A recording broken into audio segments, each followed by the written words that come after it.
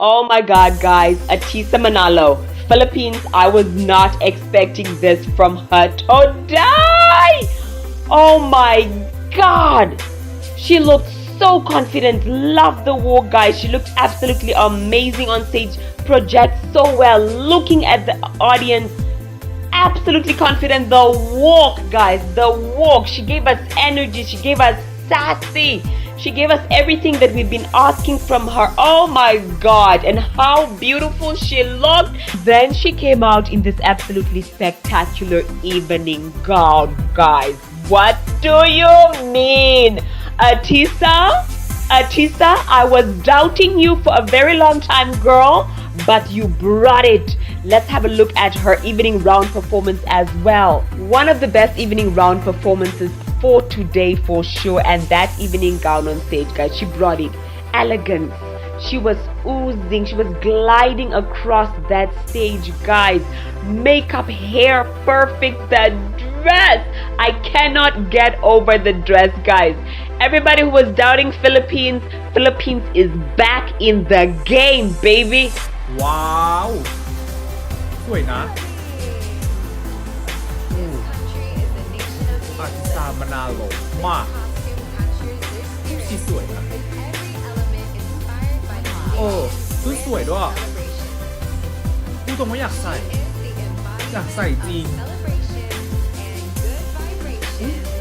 เราไม่ค่อยเห็นตรงนี้ของฟิลิปปินส์เนาะเลิศอุ้ยตูมฉ่ำเลยนะแล้วทำให้ชุดแต่งมันแข็งทำให้มันมีมูฟเมนต์ได้อะอันนี้มันเป็นฟีลออกแบบออกแนวลาตินเหมือนกันเนาะแต่สวยอันนี้สวยเลยล่ะไม่ค่อยเห็นชุดอะไรแบบเนี้ยโลด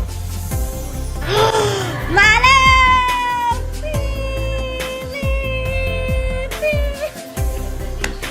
สวยสว่างอ่ะหมุนเอเนอร์จีดีนะเอเนอร์จีว่าลำเชียร์เลิศ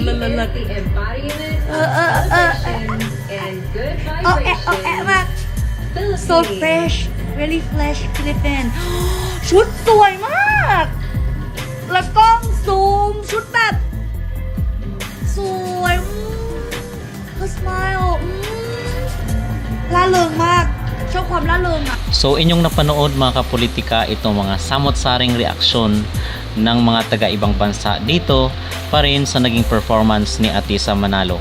So ang ating pag-uusapan ngayon ay itong mga reaction video ng mga taga-ibang bansa dito sa ating manok sa Miss Universe. Pero bago ang lahat ay huwag kalimutang mag-like at mag-subscribe kayo dito sa ating YouTube channel. Maraming salamat po. So hindi pa rin matapos-tapos mga kapolitika ang pinag-uusapan ngayon sa Miss Universe. Walang iba kundi ang pambato ng Pilipinas na si Atisa Manalo. So doon sa kanyang pagrampa kahapon at yung looks ni Atisa ay meron siyang similarities sa isang sikat na actress na walang iba kundi si Marian Rivera. So nahambing ko talaga mga kapolitika, especially sa side ng mga cheeks niya at yung hugis ng mukha. Lagi kong naalala sa mukha ni Atisa ang face card ng primetime queen na si Marian Rivera. So ewan ko lang mga kapolitika kung yun din ang inyong nakikita dito sa mukha ni Atisa Manalo, but every time, most especially doon sa kanyang naging performance kahapon at sa kanyang naging looks dito sa stage ay kamukhang kamukha niya si Marian Rivera at yung hugis ng kanilang mukha rin. And then yung kanyang gown pala is naalala ko yung sinuot ni CJ, di ba pumunta siya sa Thailand para i-claim yung corona after ma-dethrone nung Miss Grand 2024 ay pareho yung kanilang placement ng mga beads.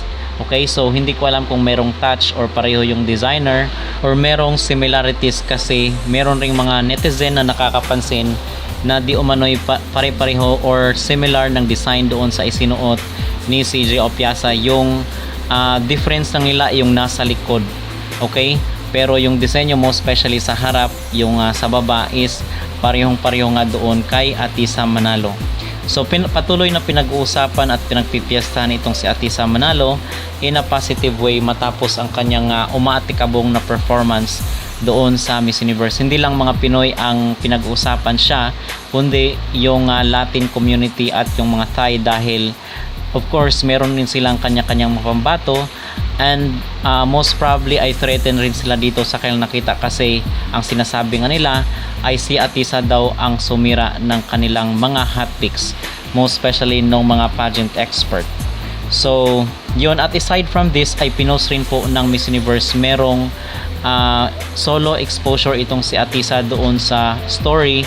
Hindi ko lang alam kung saang page yun mga kapolitika, pero sa story nila is pinost nila itong si Atisa Manalo doon sa kanyang evening gown, at ang sabi ng iba ay baka senyales or signos na ito na kay Atisa ibibigay ang corona.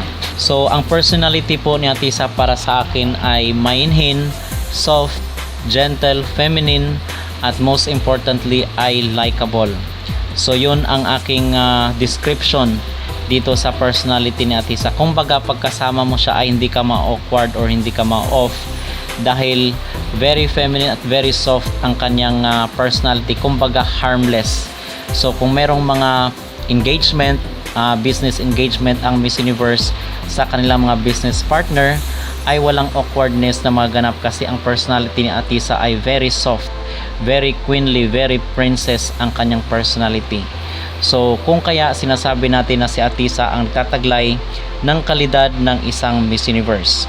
So ngayon ay napatunayan na tama ang strategy ni Atisa at nasa tamang landas ang kanyang tinatahak, kasi sabi nga natin doon sa ating mga naunang video, bakit ka magpapakitang gilas doon sa mga activities na wala namang score yon? Ginawa yon para mag-enjoy ang mga candidate, para yung experience nila, mai-promote nila yung Thailand doon sa ibang mga bansa, ma-post sa social media nila. Yun po ang purpose kung bakit yung iba ay total grabe na yung mga pasabog nila at very explosive yung mga outfit nila. And then meron pa nga Filipino vlogger mga kapolitika na binibigyan niya ng score itong si Atisa sa mga activities, pero sorry to say wala pong score yon, dahil ang magmamatter po dito is yung kanyang naging performance sa prelim. So ngayon ay nag-iiba na siya ng tono yung vlogger na yun, na todo ang kanyang pamimintas dito kay Atisa. Sabi ko nga nung una ay hintayin muna yung preliminary round, kasi doon talaga nakatutok ang tinatawag natin na scoring machine. So doon gumagana at umaandar ang scoring machine ng mga hurado at ng Miss Universe. So hindi ibig sabihin kasi itong si Atisa is nasa battlefield siya, kumbaga. Sa isang battlefield, hindi mo ilalabas ang armas mo, hindi mo ilalabas yung weapons mo, yung mga bala mo pag walang kalaban. Of course, doon mo lang yan ilalabas mga kapolitika pag may nakaambang kalaban ka na at merong threat. Which is ang threat nga dito sa Miss Universe ay yung preliminary competition, dahil doon ay scored na ang lahat ng mga galawan. So mali yung mga pamimintas, yung mga judgment ng ibang mga vloggers kay Atisa prior dito sa preliminary competition, at yung mga nagdadalawang isip dito sa kanyang kakayanan at sa kanyang abilidad. So mabibilang mo lang sa daliri ang mga vloggers na sumuporta kay Atisa, at we are happy to say na isa tayo doon sa mga nag-support kay Atisa mga kapolitika, kasi ang sabi natin ay hintayin po natin ang preliminary competition, because it's early to say sa maging kapalaran ni Atisa prior doon bago magsimula yung kanilang competition kahapon. So ngayon mga kapolitika, masasabi natin na nag-exceed or nahigitan pa ni Atisa Manalo yung expectation. Pero nung una, tayo rin po ay kabado, pero we are hoping dahil sa mga bigati ng mga designer at mga stylist ni Atisa ay meron tayong tiwala sa kanilang kakayanan, sa kanilang abilidad. So tama tayo mga kapolitika, at yung sinasabi ng mga netizen that Atisa's strategy is in the right time at in the right place. So nasa hulog kumbaga. At dito rin sa controversial na vlogger na si Adam G, itong ating kabayan na nagka-cover doon ng Miss Universe sa Thailand, ang sabi niya top 1 si Atisa doon sa evening gown competition. Pangalawan lang itong si Thailand, number 3 si Chile, 4 si Guadeloupe, 5 si Venezuela, at yung number 6 is si Cote d'Ivoire. So yun yung according dito kay Sash Factor or kay Adam G. And then dito naman tayo sa hot pick ng Mexico. Merong pa hot pick ang Mexico, at ang sabi dito ang winner para sa kanila ay Mexico, number 2 si Thailand, number 3 si Philippines, 4 Venezuela, Cote d'Ivoire, Puerto Rico, India, Chile, Guadeloupe, China, Cuba at Latina. So ito yung ranking ng Miss Mexico dito sa naganap na preliminary competition. So hindi na po mag-matter yun sa akin kung nasa nasa pangatlo si Atisa, basta ang importante doon is pasok siya sa top 3 at magkakatalon lang doon sa question and answer portion. Kasi kahit pa siguro sabihin natin na hindi naghahanap ng good speaker ang Miss Universe ngayon, ay kinakailangan pa rin na pang winner ang maging sagot ni Atisa sa question and answer portion. So naalala ko yung sagot ni Victoria Caer last year. Actually may mas maganda pang sagot doon sa kanya, pero siya yung nanalo dahil hindi naman naghahanap ang Miss Universe dati ng good speaker. So ngayon ang hinahanap ng Miss Universe ay yung daw quality na hindi nagkukos ng division. So I believe na kung si Atisa po ang mananalo ay hindi magkakaroon ng division mga kapolitika ang Miss Universe, kasi even yung mga Latinos ay kumbinsido kung si Atisa daw ang maging winner, ay wala daw question kasi very deserved daw ni Atisa. Okay, at the same time yung Asian ay yun din naman ang comment ng ibang mga Asian countries natin, except na lang dito sa Indonesia na kung saan ay grabe ang bitterness sa atin. So yung iba is talagang kumbinsido na si Atisa ang nag-shine doon at nag-stand out, isa sa mga nag-stand out sa preliminary competition. Okay? So mga kapolitika, ano po ang inyong magreaksyon dito sa naging comment ng mga influencers at mga vloggers at itong sinasabi nila na nagkaroon daw ng solo exposure itong si Atisa, nilagay daw sa My Day ng Miss Universe. At ano sa tingin nyo ang dapat na pagandaan ni Atisa dito sa kailang kompetisyon? Mag-comment down below at huwag kalimutang mag-like at mag-subscribe na rin kayo para updated kayo sa ating mga latest issue. So narito naman po ang kuha ng Eventology doon matapos ang preliminary competition sa loob ng venue.